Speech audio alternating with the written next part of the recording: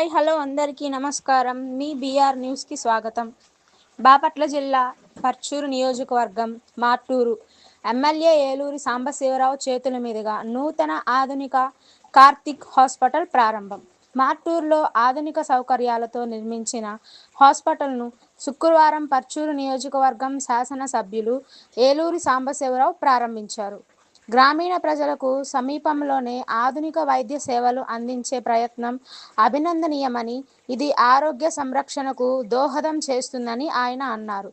ప్రభుత్వం ఆరోగ్య రంగం అభివృద్ధికి కట్టుబడి ఉందని, ప్రైవేట్ సంస్థలు కూడా సేవా దృక్పథంతో ముందుకు రావాలని సూచించారు.